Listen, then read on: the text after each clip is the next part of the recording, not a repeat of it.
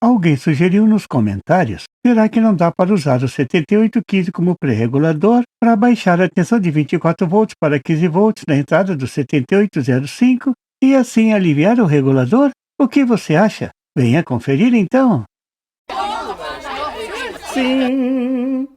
Eu sou o professor Bairros e no tutorial de hoje nós vamos ver. Outro dia eu falei de como é complicado usar o 7805 para reduzir a tensão de tensões altas acima de 12 volts para 5 volts. Isso porque ele é um regulador linear e gasta muita energia para cumprir essa tarefa, mesmo se a carga exigir 5 volts e míseros meio ampere. Ele esquenta muito e você vai precisar um grande dissipador de calor. Em suma, ele é pouco eficiente e a conta que ele paga é um superaquecimento difícil de dissipar. No tutorial passado eu mostrei como usar um pré-regulador com transistor e zener discretos para ajudar o 7805. Então alguém comentou: mas não dá para usar outro regulador 7815 como pré-regulador? É sobre isso que eu vou falar nesse tutorial. Vamos lá? Antes de mais nada, vamos recordar o circuito do pré-regulador com transistor e zener. Esse da figura. A ideia é simples. Vou dividir a energia perdida entre dois componentes. Ao tratar cada um de forma individual, fica mais fácil montar o circuito e dissipar o calor. Aqui temos dois componentes com dissipadores simples, como o HS6524. Mas será que eu posso colocar o 7815 no lugar do transistor? A função vai ser praticamente a mesma: baixar a tensão da entrada do 7805 de 24 volts para 15 volts. Como comprovar? Veja como ficaria o circuito com o regulador 7815 entre a entrada de 24 volts e o 7805. Mas como analisar? Não tem mistério. É só usar o circuito do equivalente térmico. Foi exatamente essa teoria que usei para mostrar que o transistor e o 7805 não iam queimar, desde que usem dissipadores de calor. Eu sugeri usar o mesmo dissipador, HS6524, com resistência térmica carcaça-ar de 4 graus Celsius por watt. Aqui vou voltar a analisar o circuito usando os dois reguladores com os mesmos dissipadores simples. Primeiro vou analisar o circuito para o 7805. Vou fazer isso porque a entrada do 7805 aumentou um pouco. Agora é 15 volts. A análise vai determinar a temperatura da junção do chip com a carcaça metálica do componente. A temperatura máxima nessa junção é de 125 graus Celsius. Muito alta, você não acha? Então, nos projetos, o pessoal procura ficar no máximo na metade dessa temperatura, ou ao redor disso. Essa é a mesma temperatura máxima do 7815 e de toda a família de reguladores 78. E tem mais. Todos eles têm a mesma resistência térmica entre a junção e a carcaça, 5 graus Celsius por watt. E onde a gente encontra esses dados? No datasheet, é claro.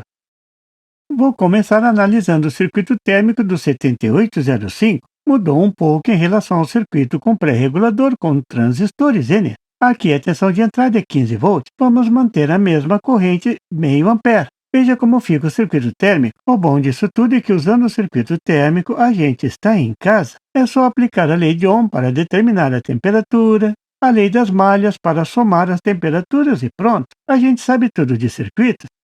Só para recordar, no circuito térmico, a fonte de corrente equivale à potência que o componente tem que dissipar. Então, será essa a corrente que vai percorrer o circuito. A fonte de tensão equivale à temperatura ambiente. As resistências são as resistências térmicas, equivalem a resistências elétricas. Cada resistência vai gerar uma queda de tensão, que equivale à temperatura que vai ficar no componente. Você determina essa temperatura no circuito equivalente, calculando a diferença de potencial na resistência. A queda de tensão na resistência, a temperatura na junção será igual à soma das tensões em todo o circuito. Lei das malhas, simples assim.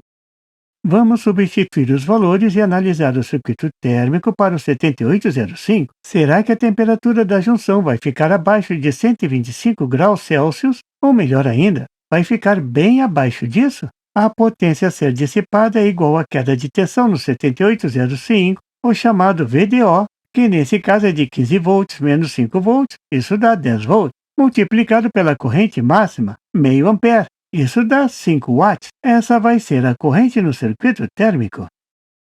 Vamos determinar a temperatura na resistência térmica interna do 7805. Lei de Ohm simples, 5 watts vezes a resistência térmica junção carcaça do 7805 de 5 graus Celsius por watt, isso dá 25 graus Celsius. Vamos fazer o mesmo para a resistência térmica do dissipador de calor. Fica 5 watts multiplicado por 4 graus Celsius por watt, isso dá 20 graus Celsius. Para saber a temperatura na junção, é só somar todas as temperaturas, incluindo a temperatura ambiente de 25 graus Celsius. Isso dá 70 graus Celsius. Beleza? Ficou bem abaixo da temperatura máxima de 125 graus Celsius. O dissipador vai ficar morninho, nada mais. Vamos ver agora o 7815?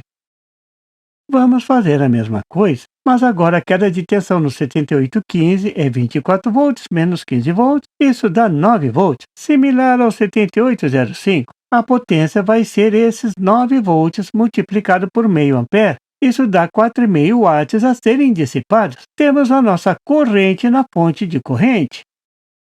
Vamos determinar a temperatura na resistência térmica interna do 7815. Lei de Ohm simples, 4,5 watts vezes a resistência térmica junção carcaça do 7815 de 5 graus Celsius por watt, isso dá 22,5 graus Celsius. Vamos fazer o mesmo para a resistência térmica do dissipador de calor. Fica 4,5 watts multiplicado por 4 graus Celsius por watt, isso dá 18 graus Celsius. Para saber a temperatura na junção, é só somar todas as temperaturas, incluindo a temperatura ambiente. Isso dá 65,5 graus Celsius. Beleza, ficou bem abaixo dos 125 graus Celsius. Vai ficar morninho como 7805, nada mais. Sim, usar o regulador 7815 como pré-regulador é uma solução viável e me parece até mais simples. Mas cuidado! Monte os dissipadores direto, sem isolante, e usando muita pasta térmica. A pasta térmica faz aumentar um pouco a temperatura, mas pode ser desprezada. Não vai dar nenhum grau aqui. Claro que um dissipador para cada regulador. Diz aí nos comentários o que você acha dessa solução e se você já usou. Bom proveito! Professor Bairro, tem tanto multímetro barato no mercado, por que eu devo investir logo nesse ET2082E da Minipa? Arthurzinho, preste atenção. Se você quer sair do amadorismo e dar um upgrade real na bancada, você precisa de uma ferramenta que resolva problemas complexos e não apenas o básico. O grande segredo desse equipamento é que ele é um laboratório completo. Ele faz todas as medições tradicionais, tensão, corrente, resistência, continuidade, diodo e ainda mede indutância. Isso mesmo! Com ele você testa bobinas, transformadores e indutores de filtros. Quase nenhum multímetro dessa faixa de preço faz isso. Além disso, ele mede capacitores, temperatura, frequência e até o ganha-HFE de transistores. É a ferramenta certa para caçar defeitos em fontes chaveadas, amplificadores e aparelhos eletrodomésticos. E não se engane com tamanho, ele aguenta até 20 amperes de corrente e é categoria CAT3 600 volts. Segurança para você não correr perigo mexendo em quadros elétricos. Resumindo, Arthurzinho, na eletrônica, quem tem ferramenta precisa não precisa contar com a sorte. O link de um fornecedor confiável está na descrição. Garanta o seu. E por favor, se você não é inscrito, se inscreva e marque o sininho para receber as notificações do canal. E não esqueça de deixar aquele like e compartilhar para dar uma força ao canal do Professor Bairro. E não tem site? Tem sim! É www.bairrospd.com. Lá você encontra o PDF e tutoriais sobre esse e outros assuntos da eletrônica. E fique atento ao canal do Professor Bairros para mais tutoriais sobre eletrônica. Até lá!